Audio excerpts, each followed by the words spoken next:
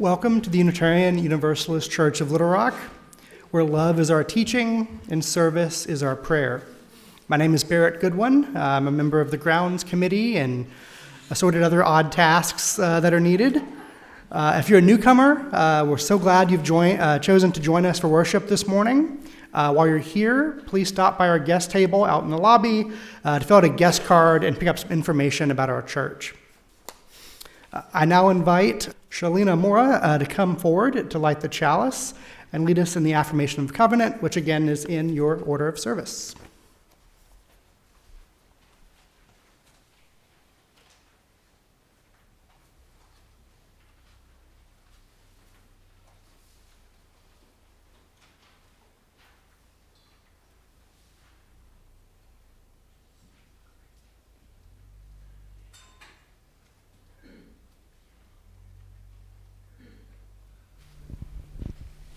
I light this chalice with these words. Open our eyes to see what is beautiful. Open our minds to learn what is true. Open our hearts to love one another. Please join me in the affirmation of covenant, which you will find printed in your order of service, saying, Love is the doctrine of this church. The quest for truth is its sacrament, and service is its prayer. To dwell together in peace, to seek knowledge and freedom, to serve humankind in fellowship, to the end that all souls shall grow into harmony with the divine. Thus do we covenant with each other.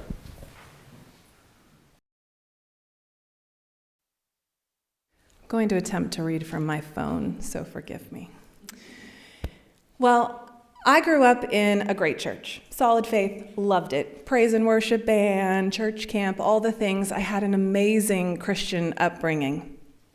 But during high school, I began to question some of the biblical truth. And then in college, you take a philosophy religion course that blows up your whole brain. So everything felt like it was starting to unravel. And I went to a really small college. There were 67 female identifying students at this college. And I went with an incredible, unique group of friends. Some of them were camp friends, church friends. Some I had been born near, and we lived in the same town our whole lives. So we'd grown up since babies, and we had this incredible community connection. And that community held me during that time. It was safe, not judging. I could ask questions. It was joyful, and it was a space where we were all, indeed, becoming. I spent the final summer after my senior year of college as a ministry intern at a church in Kalamazoo, Michigan. And it was there that it sort of became clear that I did not fit into that faith tradition. It was there that I was introduced to the song, Spirit of Life, which we just sang. And it changed me. I could sing every word. No filtering.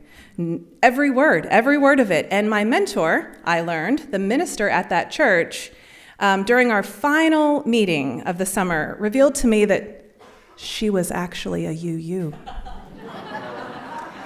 And she said, I didn't know it yet, but I was too. So with my faith flailing on the inside, but the mask, the training, my reputation holding steady on the outside, I moved away to Arkansas, sight unseen, to volunteer at the Heifer Ranch. I agreed to stay for 10 weeks, which turned into 2 years and 20 years now. So that was the community I found. And heifers and ranchies, if you know, you know. We are bonded for life. I lived with people from all over the world, different faiths, different ages, different hygiene norms, different food, different first languages, different fashions, but the same shared values. That community held me. It was safe, not judging. I could ask questions, and it was joyful, believe me, so joyful. It felt like I traveled miles and miles on my journey of becoming during that short time. And leaving it was a shock to my system. I decided to stay in Arkansas, and I did things, good things. I had friends, good friends, but it was very different. It was very hard without a steadiness and joyfulness and accountability that comes with a solid community. So I'll just say I had a couple of rough years. I was leaving an abuser and grieving the loss of my first child. I was broken. I felt like a stranger in my own skin. And thanks be to Judy Rickard, in her own kind, persistent way, who was working with me at our house in 2008, who told me to just go through the door. And Spirit of Life found me sitting right back there, about where Kay Danielson is, before the renovated sanctuary. Spirit of Life found me that day, and I couldn't believe it was in the order of service. I was so excited. But when it came time to sing it, it filled me so swiftly that I could not even sing past the first line. And you might find this very shocking, but I got teary. No, let's be honest, I was weeping in that chair. I was so grateful for that song. I was so grateful to be sitting in the back where no one could see me. But after service, a young person my age, Maggie, greeted me enthusiastically, and I expressed to her how just grateful I was that Spirit of Life was sung that day. And she revealed to me the secret. We sing it every Sunday. I was so happy. My cup was so full. I felt like I could belong here, that I could become myself again here. She also asked if I wanted to join the choir. Yes, I did. And the rest feels like history. And that's a story that I think I've told you before. So when Stephanie invited me to speak, or when she asked for speakers, I thought I would just tell that story. But my story of becoming with UUCLR is more than just my journey to becoming a UU. I had to do some reflection, and a lot of it happened in the car on the way over here while singing K-pop lyrics, which are surprisingly relevant to the service today.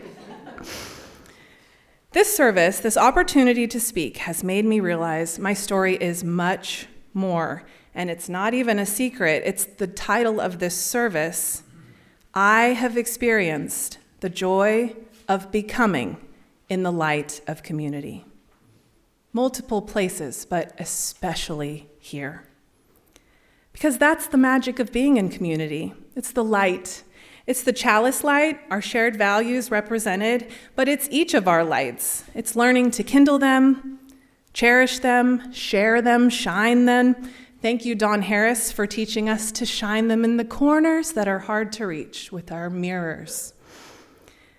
You all have been the flotation device that keeps me above water at times. The harmony to my meandering melodies. The literal tarp above the fire pit in the pouring rain. You've been the sandpaper to my rough edges. Some of you have a higher grit than others. You have handed me empty canvases and trusted me with all the paints and permanent markers. You let me speak and sing and lead and teach and plan and act and dance and cook and cry. All of those things have been a part of my becoming. With you, I have shared the joy of becoming employed at multiple places, being married, becoming pregnant, becoming a mom, and now sharing the joy of my kids in their becoming. This community holds us, and it is safe, not judging. We can ask questions and be joyful, so joyful. So may we hold and protect this light for anyone who enters that door. Thank you.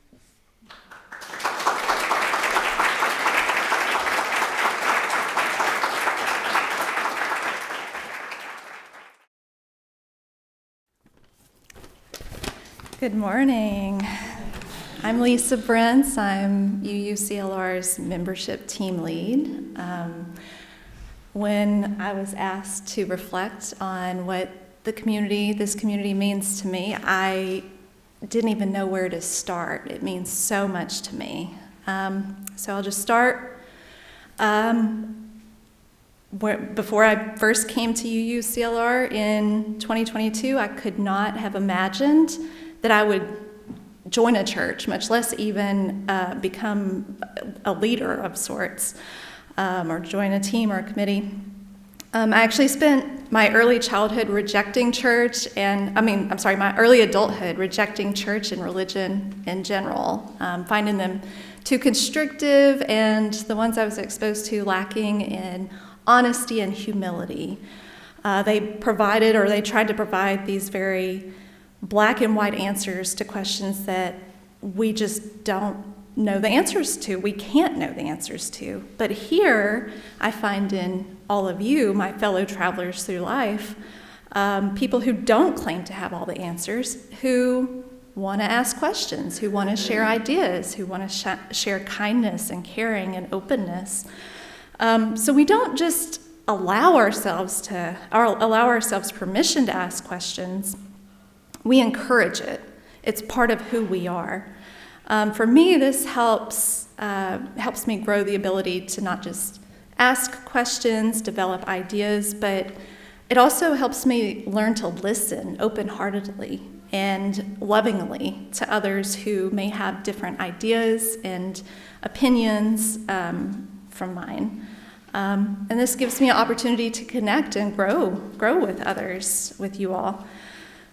We don't have a creed, we don't have demands or that you have to believe this one way or the other. If we did, I sure wouldn't be here.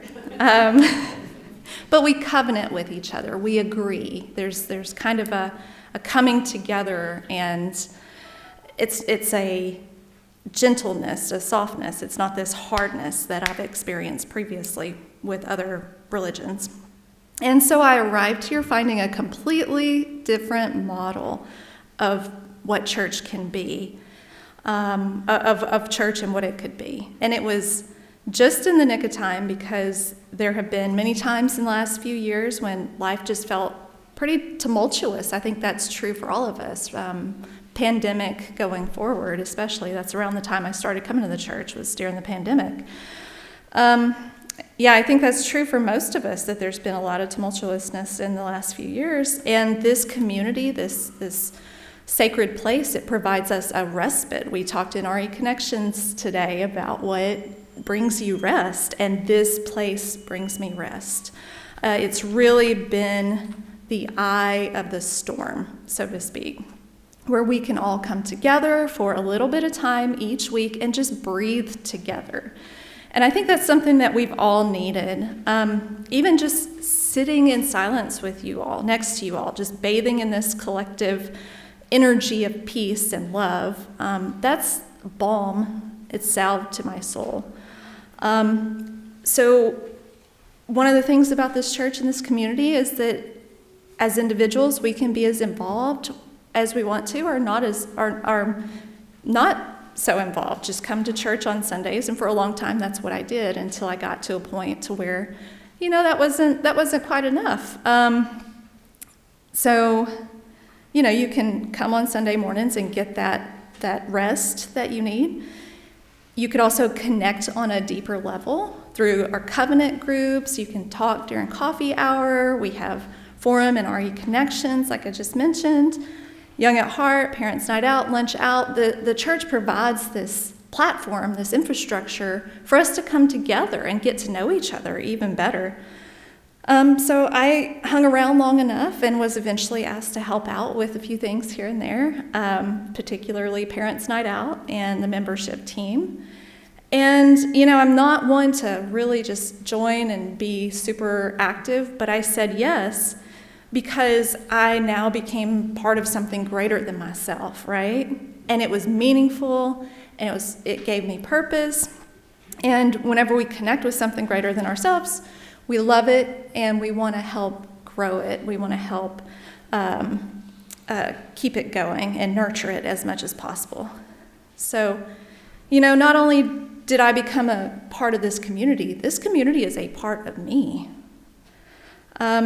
So eventually I took a lead role on the membership team, and that's definitely outside my comfort zone. But it definitely, we step outside of our comfort zone to grow. We can't grow if we don't. And so I'm learning so much with you, my siblings in this community, learning to work well with others. There are so many of you, you don't even know it. You are a role model to me. You're role models. And you may be saying, but Lisa, you're an adult. You're like 25 years old.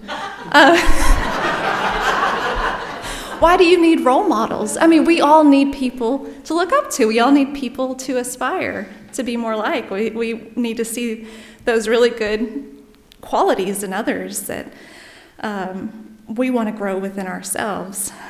And then the last thing I want to share that's so relevant in our current age. Let's see if I can read my own handwriting. UUCLR gives me kind of a home base and a network, a hub and a network of people who are trying to do good in the world, to make the world a more peaceful and just place. And we look at all the problems in the world and all the suffering and all the injustice, and it can be so easy to get so overwhelmed and to just throw our hands up in despair and say, I'm just one person, what can I do? It can be absolutely head spinning. And, what do you do? It's easy to fall into helplessness and depression. And just first step, just showing up in this community, being connected, staying informed about what's going on in the broader community. That's what being a part of this community helps, this small community within the larger community helps me with, to connect with greater social justice work going on in our community. So, in summary, or in conclusion, I really see this community as an antidote for despair in dark times. And for that, I am so incredibly thankful. Hear, hear.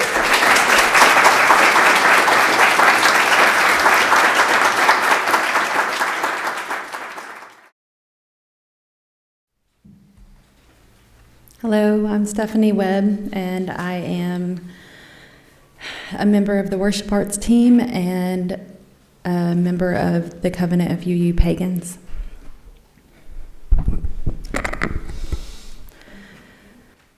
What does it mean to truly feel relief? It's that moment you feel yourself met instead of measured. It's what happens when the space around you welcomes you without conditions, without correction, without performance. Relief is the quiet truth that you don't have to earn your place in the circle. Someone has already saved it for you. Relief is the tender, almost physical sense of release that comes with being seen, held, and loved as we are. It's the permission to let go. It's the sense that you don't have to keep proving that you deserve to be cared for. It's the body remembering safety after years of being on guard and trusting that you can lean into it. For me, learning to recognize that kind of relief has been a greater part of my spiritual journey. Sorry, I can't see with that. The person that many of you know me as today is nothing like the person that I was 4 years ago, at all. I had a different way of viewing the world then and existing within it. I struggled with anger and fear, shame, and I wore a mask around almost everyone that I knew. I felt trapped in cycles where I lost hope of ever getting better. I lived within my complex PTSD every day. Through therapy, I began to see the world very differently, and I began to see myself and my trauma through a lens where I could begin to forgive myself for not knowing a better way, and I began to seek that better way. And that was the start of a 2-year-long spiritual awakening. During those 2 years, I actively sought to change my perception of myself and my relationship to my past. And I began to seek connection with the earth and with the divine, mostly through pagan paths. And I threw myself into research, but the information was so vast, and there was so much to learn, and I was doing it all alone. And as soon as I entered back into the world and was faced with the familiar triggers, I buckled. The anxiety, the anger, the fear, the fawning, it all returned. No matter how much work I did on myself, I could not sustain the change alone. Because I was alone in it, I had no one to lean on when I struggled to walk the path that I felt called to walk. And I knew that my growth was limited if I was to do it alone. So I met up with groups of other pagans, and I had amazing experiences with incredibly powerful meditations. And I really felt that I was seeing growth and change, but something was still missing. These groups weren't a puzzle that I could fit into. In those spaces, I still didn't feel fully at home within myself, and I didn't feel connection within the group. And around that same time, I left my job in order to focus on healing the hurt that existed in our home, because I knew that in order to make real change in our family, I had to make real change in myself. And I don't think I went looking for a loving community necessarily. I was looking for more of an intellectually spiritual place to discuss ideas. And thankfully, this church made it onto my radar. I watched a few Sunday services online, attended a couple in person, and before long, I was walking into my first Reconnections class. And I remember walking into that small basement classroom with only a handful of unfamiliar faces, and I felt so nervous, but somehow very bold.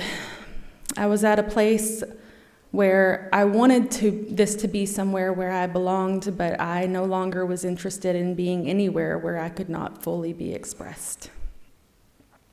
And so I made the choice to show up here like I'd never really shown up anywhere before, to let my voice be heard and risk rejection.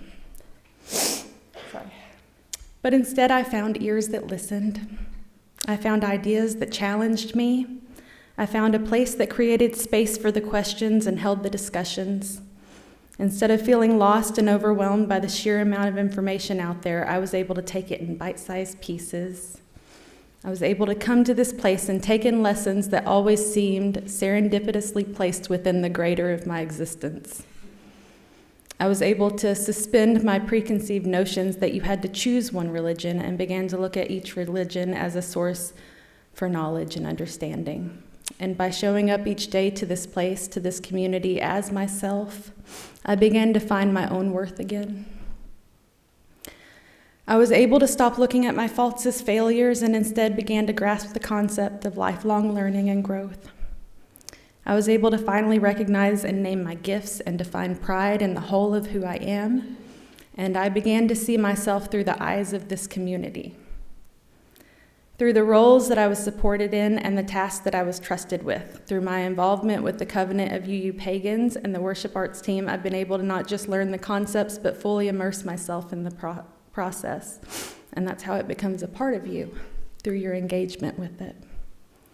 What started off as a journey to heal my family also became a journey back to myself, the real me, the one that had been hidden beneath the fear and the people-pleasing. Here in this place, I feel seen.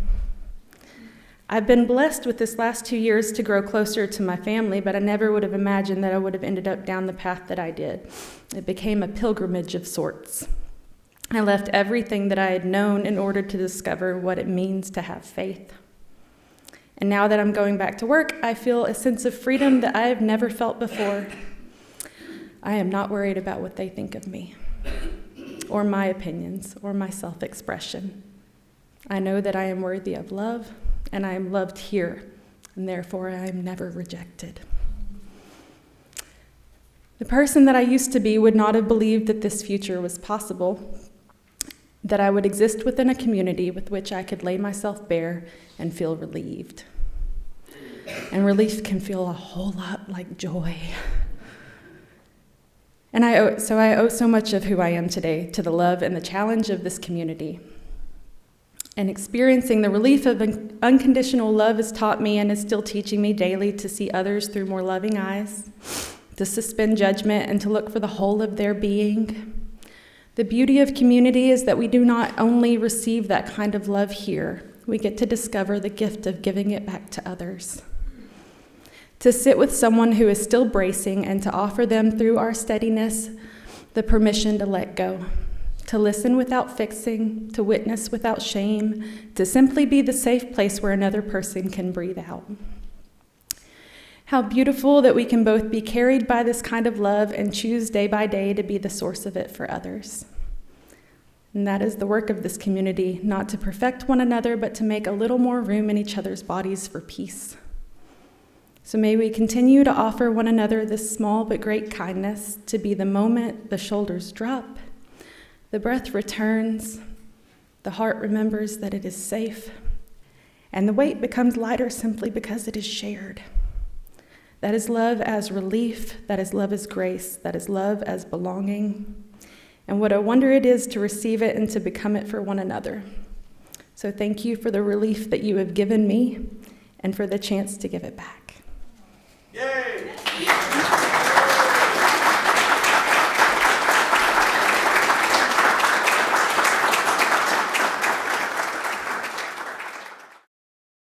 I now invite Shalina back up to extinguish our chalice.